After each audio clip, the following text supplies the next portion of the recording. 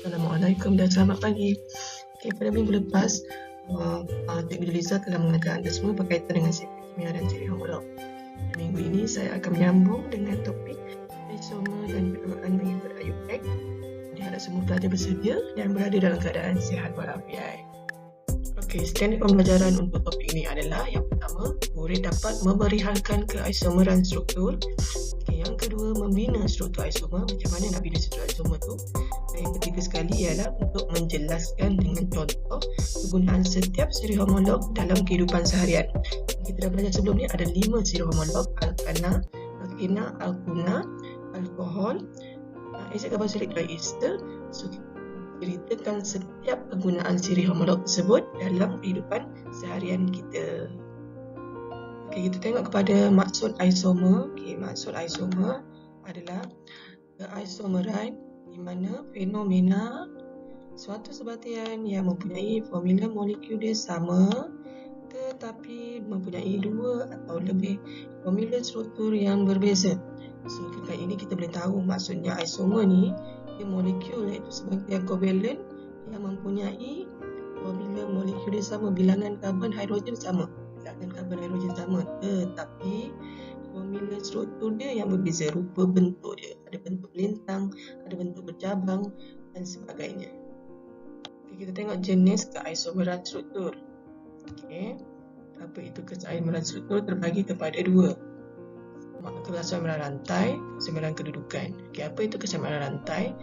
Maksudnya kita tengok rantai karbon, di mana rantai karbonnya berbeza, di mana ada jenis yang lurus dan ada jenis yang bercabang. Maksud keisomeran kedudukan. Keisomeran kedudukan dia mempunyai kumpulan berfungsi yang berbeza. Contoh, ikatan ganda 2 untuk alkena, hidroksid untuk alkohol. So dia mempunyai kumpulan berfungsi yang berbeza pada rantai karbon yang sama.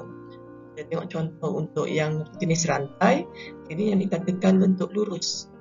Bentuk lurus kalau perhatikan dia melintang. Melintang, menegak, memanjang, itu dipanggil rantai. Ini bentuknya bercabang. Cabang maksudnya yang ni yang lurus and then dia ada bercabang di tengah-tengah ni. Seperti jalan. Jalan lurus dan ada simpang di sini. So cabang ni kita panggil persimpangan. Mana contoh untuk kedudukan? Untuk yang kedudukan kita tengok ni kumpulan berfungsi. Contoh yang pertama, kumpulan berfungsi ni untuk alkana, ikatan ganda 2 untuk alkena. Alkena pada karbon nombor 1. Yang tepi sekali ni karbon nombor 1. Contoh yang kedua, ikatan ganda 2 juga, alkena, tapi kedudukan karbon pada nombor 2 daripada kiri. So ini adalah contoh keisomeran rantai dan keisomeran kedudukan. Kita tengok sifat-sifat isomer ni. Macam mana sifat-sifat isomer? Untuk sifat kimia, sifat kimia dia sama. Iaitu, kenapa kita kata sama? Sebab fungsi dia sama. Kalau so tindak balas alkena, alkohol tindak balas alkohol dan sebagainya. Tapi untuk fizik dia berbeza. Berbeza kerana sebab apa? Semakin banyak cabang, semakin rendah takat lebuh dan takat didih dia. Cabang ni yang saya ajar sebelum tadi, ada rantai melintang, ada cabang di tengah. So banyak cabang dia, makin banyaklah rendahlah takat lebuh dan takat didih. Untuk pengetahuan semua, satu molekul semakin bertambah dengan pertambahan atom karbon dalam molekulnya. Maksudnya makin banyak bilangan dalam satu molekul hidrokarbon, makin banyaklah isomer dia. So contoh karbon 4 dengan karbon 8. So karbon 8 mempunyai lebih banyak isomer berbanding karbon dengan karbon 4. Butena ataupun butana, karbon 8 oktana. So oktana mempunyai lebih banyak isomer berbanding butana. Macam mana kita nak melukis isomer? Ini langkah-langkah dia. Pertama, kita mulakan dengan menyambung atom karbon dalam bentuk rantai lurus atau rantai bercabang. Pertama, rantai dia dulu. Bentukkan rantai lurus, sama ada rantai lurus melintang ataupun ada cabang. Lurus bentuk melintang lah. Kalau rantai cabang ada melintang dan ada simpang. ada tengah-tengah ya. Okay, macam mana kita lukis isomer alkena dan alkuna? Yang kita tahu alkena ni dia ada ikatan ganda 2, alkuna dia ada ikatan ganda 3. So, mulakan dengan formula struktur rantai lurus dan tukar kedudukan ikatan ganda 2 atau ikatan ganda 3 pada kedudukan karbon yang berbeza. Contoh, karbon 1 dialih pada karbon 2 dan seterusnya. Kemudian lukis formula struktur rantai bercabang. Setiap rantai lurus dengan mempunyai ikatan ganda 2 atau ikatan ganda 3 yang berbeza. Kita nak namakan isomer tu ya. Okay, macam mana kita nak namakan isomer? Yang pertama, kita kena letak imbuhan pada kumpulan cabang. Imbuhan pada cabang. Dan formula dan nama untuk cabang ni adalah kumpulan alkil. Alkil untuk cabang. Formula untuk cabang ni CnH2n tambah 1 yang bercantum pada rantai karbon panjang. Ini contoh cabang. Kalau C1H3 nama dia metil.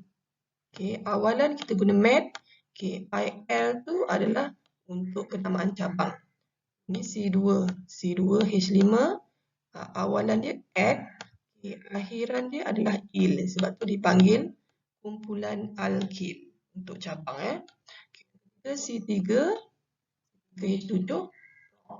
Awalan prop. So akhiran dia il. Adalah 3 contoh nama bagi cabang. Seterusnya kita namakan induk dia pula. Namakan induk, kita tengok atom karbon yang paling panjang. Kalau dia 8 oktana lah. Kalau dia 9 non. Kalau dia 5 pen, so kita tengok rantai yang paling panjang. So itu nama induk dia. So akhiran kita tengok siri homolog. Kita dah belajar sebelum ni ada 6 ciri homolog. So kalau dia alkana, belakang dia ana. Kalau dia alkena, belakang dia ena. Alkuna, una, dan alkohol, ol, dan sebagainya. Itu tadi tata cara untuk penulisan nama bagi isomer. Yang pertama, tadi saya dah cerita dah.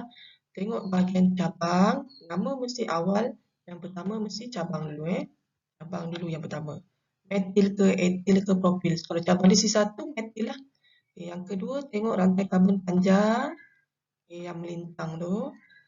Yang ketiga, tengok nama kumpulan siri homolog. Yang kita dah belajar 6 siri homolog.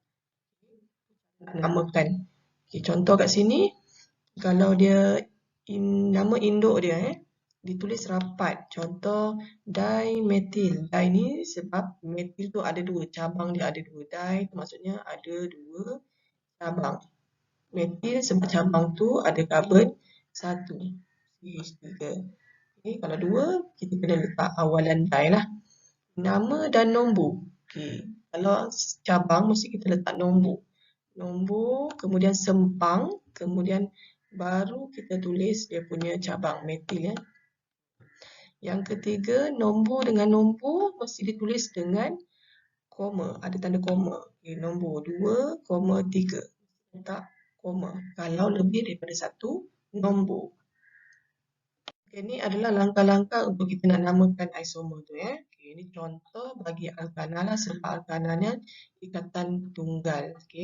Kalau kita perhatikan, yang pertama tengok rantai karbon panjang. Rantai karbon panjang ada 3 karbon. Ini rantai karbon panjang. Kalau diperhatikan, yang kedua tengok cabang. Cabang mesti tengah-tengah. Bukan tepi. Cabang mesti tengah-tengah. Yang ni adalah cabang. Buat cabang kita buat bulat. Kita membezakan rantai karbon panjang dengan cabang. Lepas tu kita letak nombor. Untuk penomboran daripada kiri ke kanan. 1, 2, 3.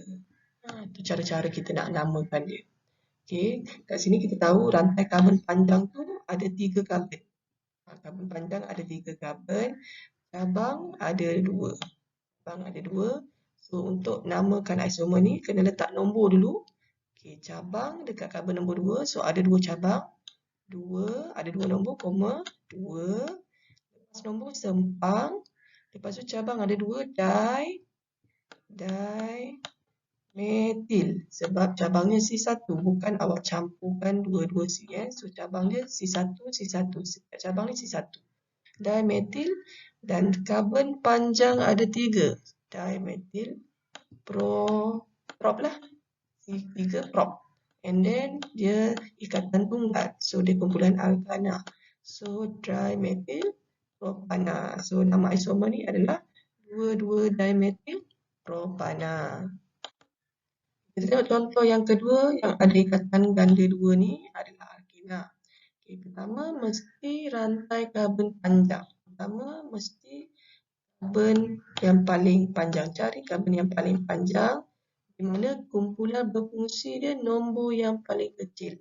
So yang kat sini kalau perhatikan karbon panjang ada 4. Di rantai karbon panjang ada 4. Cabangnya terletak di mana? Di sini. Ini cabang dia, simpang dia. Cabang. Okay, kita kena letak nombor. Cabang ni kita letak nombor. So kita kena letak nombor di mana kumpulan berfungsi adalah nombor paling kecil. So kita start daripada kiri lah. 1, 2, 3, 4. Bukan kita start daripada kanan. Kalau kanan, 1, 2, 3, 4 bermakna ikatan carbon bond pada karbon yang ketiga. Kita tak nak yang paling besar, nombor paling besar. Syarat untuk penamaan isomer yang ada kumpulan berfungsi. Di mana ada kumpulan berfungsi, cabang mesti berada pada karbon paling kecil. So kita ambil daripada inilah. So nama dia, okay, letak nombor cabang. Cabang ni berada pada nombor 3. Okay, nombor 3. So nombor cabang 3.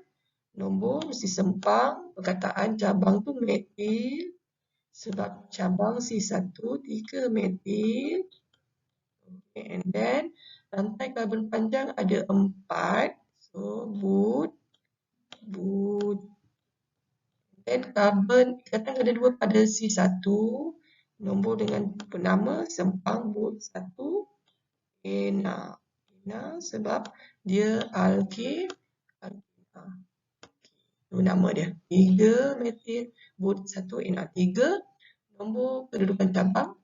Metil cabang C1 but 1 ena sebab 4 karbon rantai karbon panjang. 1 kedudukan ikatan ganda 2 ena sebab dia alkena. Okey, kita tengok contoh seterusnya bagi alkuna dengan alkohol. Okey, alkuna ikatan ganda 3. Okey, ikatan ganda 3. So kita tengok rantai karbon panjang. Rantai karbon panjang ada 4C, 4 karbon. Okay.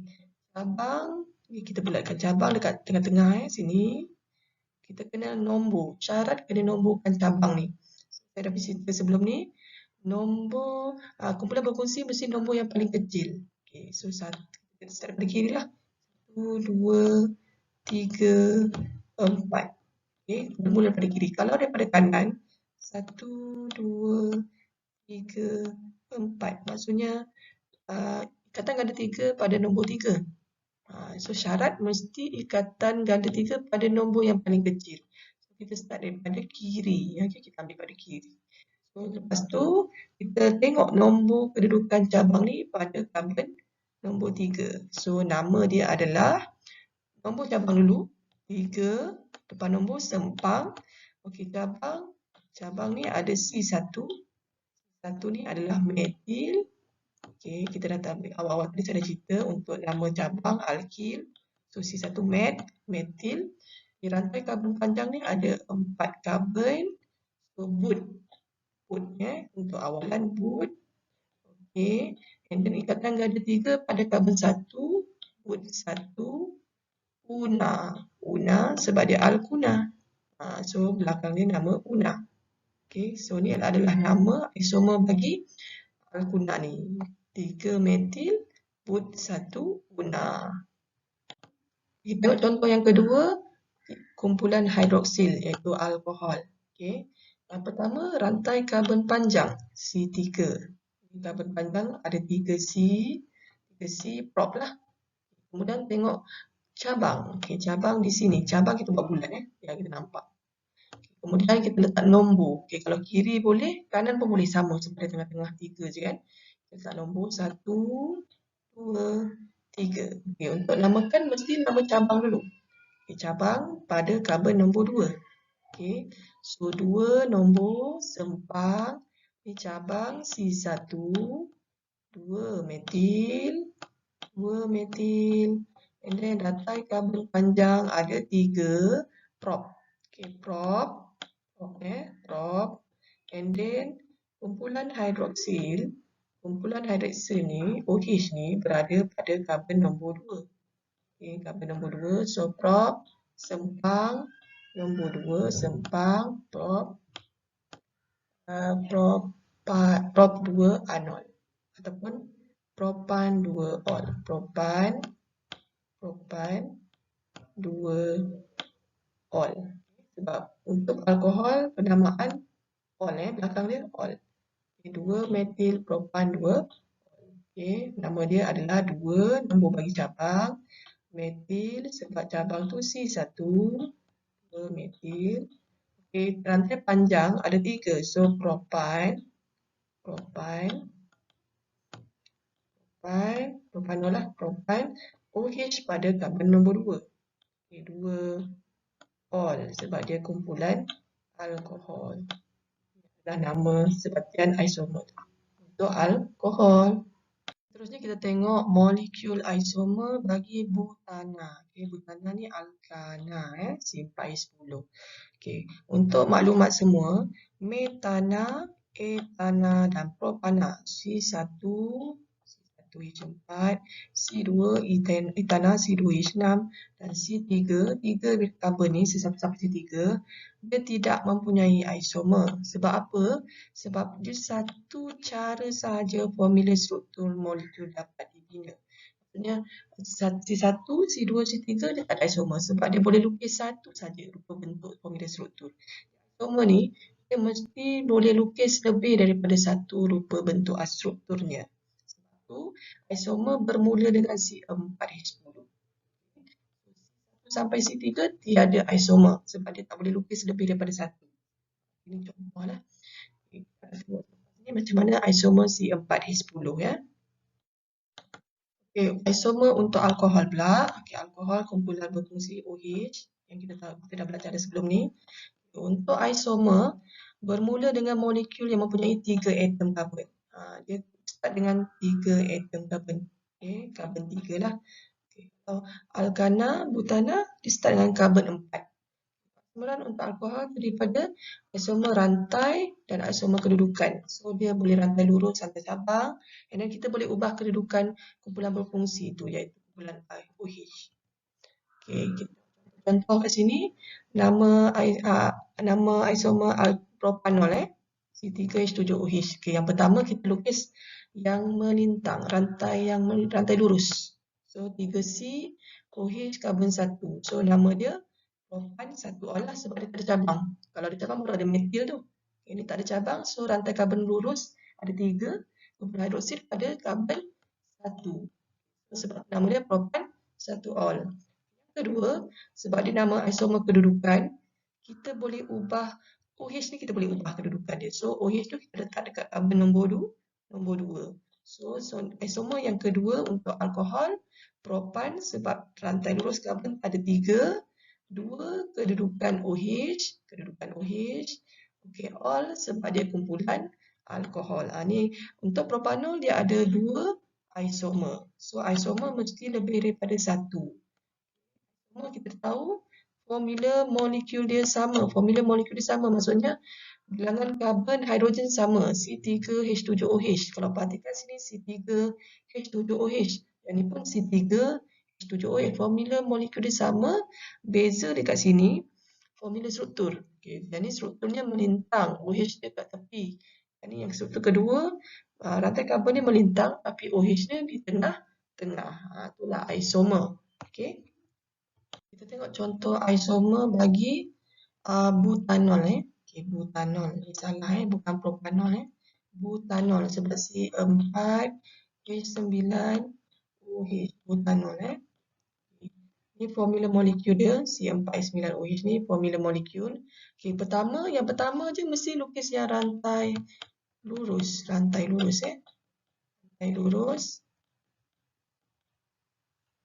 lurus ataupun melintang. Isomer yang pertama mesti rantai lurus ataupun bentuk melintang. Karbon OH tu dekat ujung sini. So nama dia ada 4. So yang ni dekat C1. So nama dia butan 1-ol. Ni isomer yang pertama. Yang kedua, isomer yang kedua, kita boleh ubah kedudukan OH ni pada karbon nombor 2. Tadi nombor 1 kan. So kita letak yang nombor 2 pula. Karbon panjang melintang ada 4. Sama butan. Beza kat sini nombor 2 ni. Sebab apa nombor 2? Kedudukan OH dia telah berubah pada karbon nombor 2. And then all lah sebab dia alkohol. Contoh 3 kita buat yang bercabang pula. Maksudnya untuk lukis isomer, pertama awak lukis yang melintang. Dua-dua melintang. Yang tak ada cabang.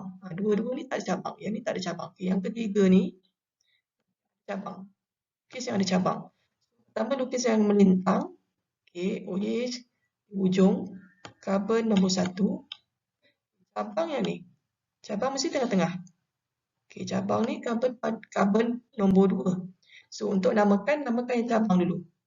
So 2 metil sebab cabang C1. Cabang ni C1 metil. Propan sebab ada 3 karbon. 1, 2, 3. 3 karbon panjang. 1 kedudukan OH ni karbon nombor 1. Sebab dia alkohol, all lah. So, struktur yang ketiga dia ada cabang.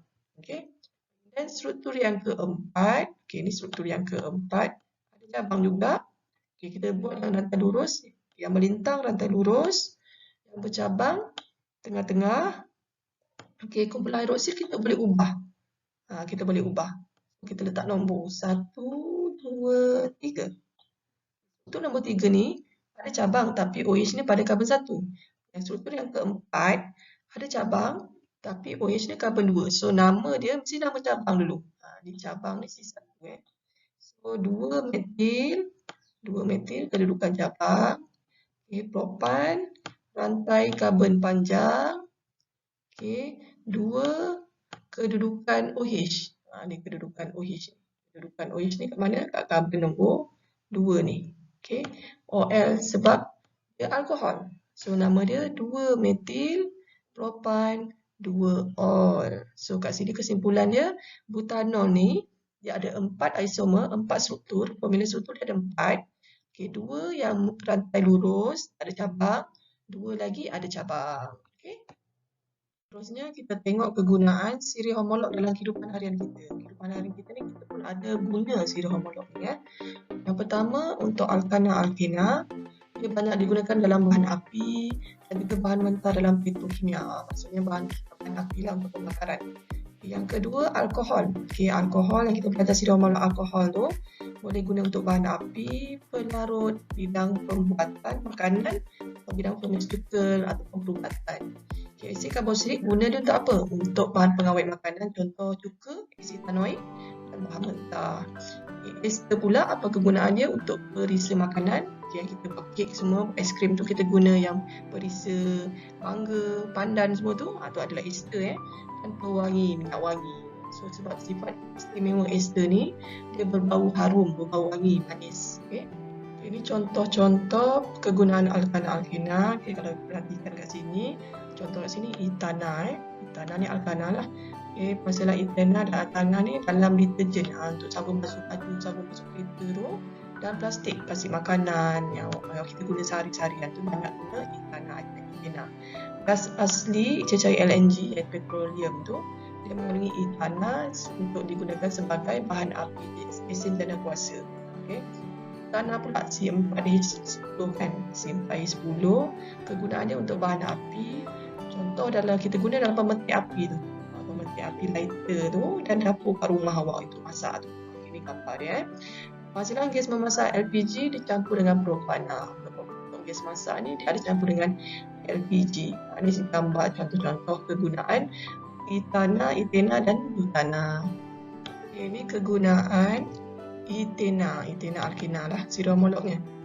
Dalam penghasilan alkohol, waktu etanol, kita guna untuk etanol. Kemudian kita buat untuk polistena, bekas makanan plastik tu. Polistena ni plastik. Polistena ni bekas makanan ni dan polivinyl klorida PVC untuk pipe semua tu lah. Okay. Sebut satu dye-in ni untuk buat getah sintetik, contoh getah tayar, getah kereta, okay. Dan beg tungku air panas yang tebal tu, okay, untuk tuang badan kita, okay. Untuk beg tungku air panas tu adalah daripada but satu dye-in. Okay. Yang ni adalah kegunaan alkohol. Contoh kegunaan alkohol. Okay, yang pertama, bahan api. Ini sebagai bahan api untuk bahan api bio dan gasohol. Okay, sifat alkohol ni dia mudah menyala sebab dia boleh jadikan sebagai bahan api. Okay. Dan pembakaran dia membebaskan haba yang tanpa jelaga. So, ada yang warna hitam. Yang jelaga tu yang warna hitam tu. Selain tu, alkohol ni gunakan sebagai pelarut. Pelarut untuk cat, bahan pencelup, alat pencitraan. Selain tu dia untuk pelarut bahan kosmetik, okay, contoh minyak wangi, krim, finish kuku dengan lotion. So dia pelarut yang bagus lah. Sebab apa? Sifat alkohol ni dia tanpa warna, dia tak ada colour, tak ada warna. Dia pelarut yang bagus sebab dia sifat sebatian organik yang baik. Dia larut dalam air dan mudah meruap. Okey, kegunaan alkohol dalam bidang pembuatan makanan. Contoh kat sini awak tengok, ni adalah cuka, cuka asid etanoik lah. Kita guna untuk dalam jeruk, untuk masak. Okay, selain tu untuk bahan letupan, okay, dan boleh buat polimer, perspek dan ketian. Sebab apa? Alkohol ni sebab dia reaktif secara kimia. Okay, selain itu dalam bidang perubatan pun ada juga kegunaan alkohol ni. Contoh antiseptik untuk suntikan sebelum kita suntik tu, dan sekarang ada sabun. So antiseptik, membunuh kuman semua, okay, untuk membunuh kuman semasa pembedahan, okay, untuk penjagaan kebersihan. Kemudian selain itu dia jadi sebagai pelarut juga alkohol ni untuk ubat-ubat, contohnya ubat batuk, pelarut bagi ubat batuk. Okay, alkohol bersifat antiseptik, okay, dia pelarut organik yang baik dan mudah meruap. Okay, kita tengok kesan penyalahgunaan alkohol ni. Kalau kita salah guna alkohol, kita minum berlebihan. Yang pertama, dia akan menyebabkan ketagihan. Kita nak minum selalu kan. Lepas tu gangguan mental, contoh kemurungan dan psikosis. Kalau tak dapat benda tu, dia akan jadi kemurungan, psikosis ya. So pertama, gangguan mental. Yang kedua, mabuk. So bila minum banyak alkohol ni akan menyebabkan mabuk, pening kepala, otak tidak berfungsi dengan bagus, gerak balas fizikal terjadi perlahan. So pergerakan tidak lagi cepat lah. Akan jadi perlahan, maka pemandu akan mabuk dan boleh menyebabkan kemalangan jalan raya. So membahayakan pengguna jalan raya yang lain. Yang ketiga, akan menyebabkan sirosis hati, penyakit hati di mana hati gagal berfungsi dengan baik. Okay. Selain itu jantung, menyebabkan jantung tidak berfungsi, gastritis, ulcer ni semua dalam perut, radang pankreas serta kanser saluran mulut dan tekak. Okay. Dan last sekali, akan menyebabkan kecacatan bayi yang dikandung sekiranya ibu mengandung tersebut mengambil alkohol. Okay. Ini adalah 4 kesan penyalahgunaan alkohol. Okey, kita tengok kegunaan asid karboksilik pula Apa kegunaan asid karboksilik? Yang pertama, contoh asid etanoik CH3O digunakan dalam bahan pengawet makanan, contoh dalam sos cili, sos tomato, perisa makanan. Asid etanoik ni kita kenali sebagai cuka. Bahan mentah bersama bahan kimia lain untuk menghasilkan pewarna, cat, racun serangga dan plastik. Itu kegunaan asid etanoik. Kemudian asid metanoik pula, C1 satu asid metanoik. Digunakan dalam apa? Untuk industri getah, untuk membekukan latex. Latex itu adalah susu getah. So untuk membekukan susu getah ni kita campurkan dengan asid metanoik.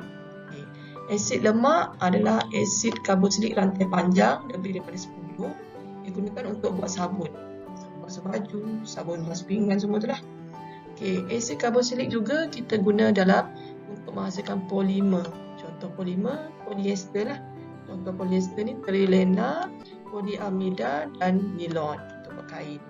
Gambar-gambar rajah dia lah. Serangga, plastik, baldi kat sini, baju, nilon dan sos cili tadi daripada asid etanoik. Kegunaan ester pula, siromolek seterusnya adalah ester. Apa kegunaannya? Sifat ester ni dia mudah meruap, dia berbau wangi, bau manis, bau wangi. So apa contoh-contohnya? Kita buat kegunaan dia dalam perisa makanan, perisa tiruan. Contoh perisa apple, nama ester dia metil butanoat. Okay. Pisang, nama ester dia pentil etanoat.